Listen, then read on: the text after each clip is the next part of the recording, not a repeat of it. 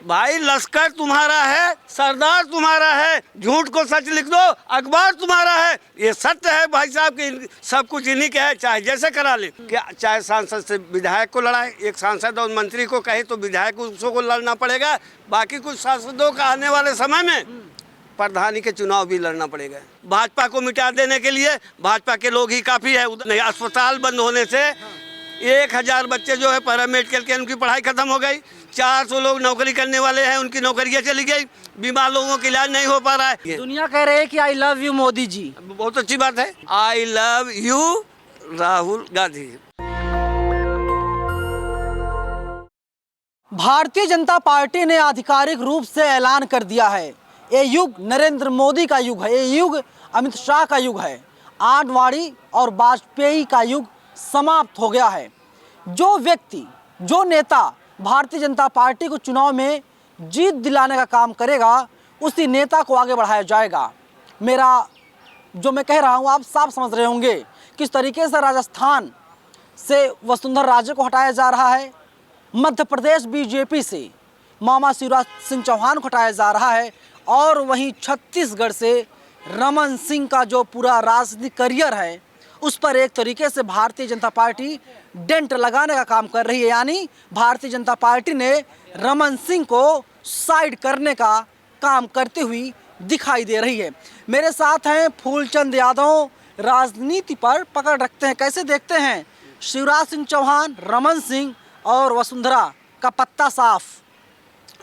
भाई नवीन जी, वो दौर चला गया जब आडवाणी के द्वारा, मुरली मनोहर जोशी के द्वारा, अटल जी के द्वारा जो है कल्पित करके भाजपा को एक बहुत बड़ी विश्व स्तर की पार्टी बनाई गई।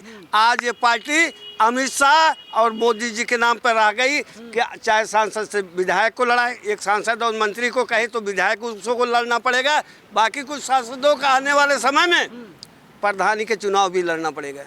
नोट कर लेना आप। एक बताइए, एक बहुत बड़ी सांसद और मंत्री की गर्मियाँ होती है, आज वो मजबूत करने के लिए मध्य प्रदेश में विधायक का चुनाव। मोदी जी सरदार हैं, राहुल गांधी, सोनिया गांधी, प्रियंका गांधी सरदार नहीं है, ये मोदी युग है।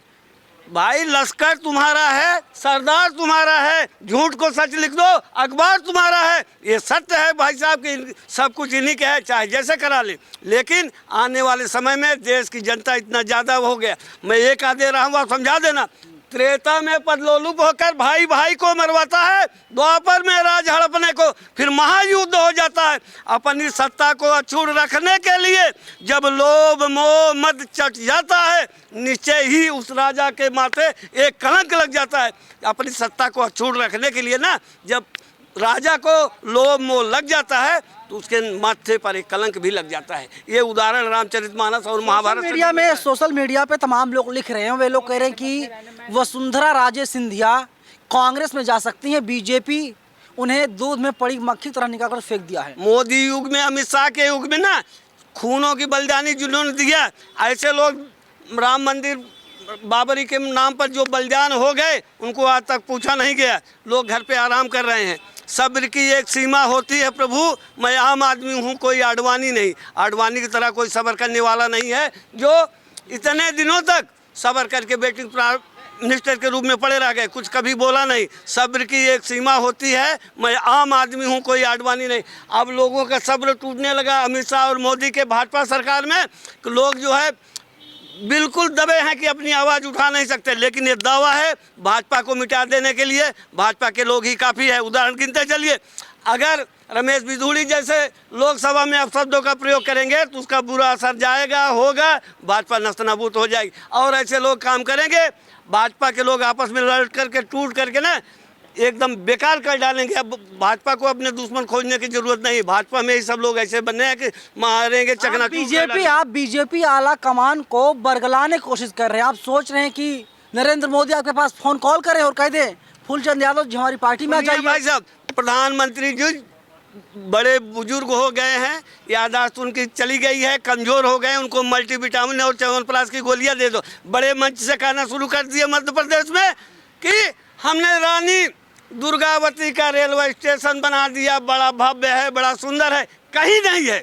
झूठ है। मोदी जी झूठ बोले।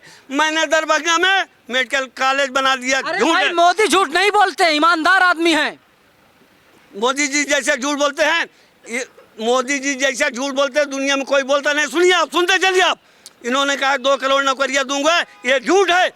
आज मोदी जी खाली पड़े हुए पद जितने हैं रिक्त ना, उनको सृजित कर दिए होते तो बढ़िया होता। सेना में कितने वैकेंसी पड़ी है, कभी वैकेंसी निकली?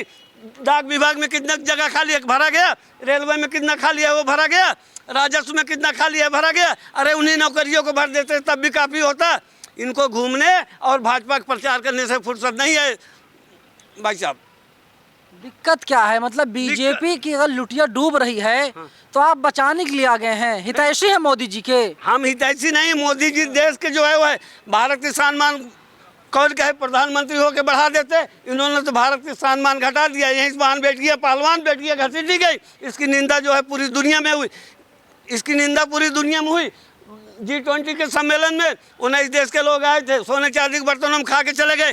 तुम तो आज खुद 1.5 लाख करोड़ कर्ज भारत में पड़ा हुआ है, उसके बाद तुम सोने चांदी के बर्तनों में खा रहे हो। कल कहीं कर्जा मांग। देखिए नरेंद्र मोदी, सुनिए मेरी बात, नरेंद्र मोदी जहां जरूरत होती है उतना ही चढ़ावा चढ़ाते हैं। मंदिर गए हुए थे, 21 रुपए चढ़ा कर आए हैं मंदिर में। ये प्रधानमंत्री के घर में आए लोगों का 18 महीने से उम्मीदें बनी थी। प्रधानमंत्री मोदी जी बड़े धार्मिक है, आस्थावान है। इस मंदिर में कुछ दान दिए होंगे, विशेष दिए होंगे। खोदा पहाड़ से निकली चुहिया नवीन भाई 21 रुपए। मोदी जी देश की संपत्ति को मंदिर के नाम कर दें।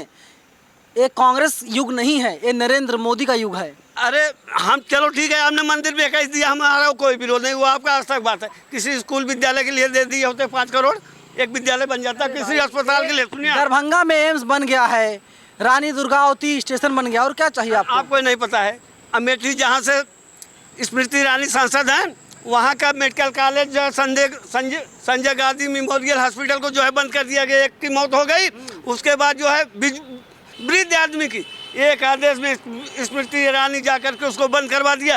लोग संजय गांधी, सुनिए, संजय गांधी अस्पताल की जो बात कर रहे हैं, कांग्रेस राजनीति कर रही है उस पे। भाई साहब समझ रहे हैं आप? क्या बात कर रहे हैं? भारतीय जनता पार्टी काम कर रही है। राजनीति की बात नहीं। अस्पताल बंद होने से 1000 बच्चे जो है पैरामेडिकल के, उनकी पढ़ाई खत्म हो गई। 400 लोग नौकरी करने वाले हैं, उनकी नौकरियां चली गई। बीमार लोगों का इलाज नहीं हो पा रहा है। अस्पताल एक आदमी के मरने से, वो भी बुजुर्ग मरने से बंद होने का नहीं किया जाना चाहिए, उसका लाइसेंस रद्द नहीं होना चाहिए। आज बहुत बड़े पैमाने पर जो है ना गरीब जनता का इलाज होता था, वो बंद हो गया। ये क्या राजनीति है? वो अगर तो है तत्काल प्रभाव से जांच करा करके दोषी को दंडित किया जाता और उसको न्याय मिलता। अस्पताल बंद होना जो है बहुत बड़ा गुनाह हुआ है। गुनाह हुआ। अब करेंगे आप लोग? राहुल चुप है, प्रियंका चुप है, सोनिया चुप है। भाई यही मोदी जी थे, ना खाऊंगा ना खाने दूंगा, लेकिन यही मोदी जी कहते हैं ना बोलूंगा ना बोलू दूंगा, ना बोलूंगा ना बोले दूंगा। हाँ। अरे मोदी जी मंचों से भाषण देते हैं, बयानबाजी करते हैं। ना बोलूंगा, मुद्दों पे नहीं बोलेंगे। जो गप्पू लोग करते हैं ना वही काम करते हैं। जहाँ मुद्दा है, बेटियों के मुद्दे बोले, मणिपुर के मुद्दे बोले, महंगाई के मुद्दे पे बोले। राहुल गांधी कैसे नेता हैं?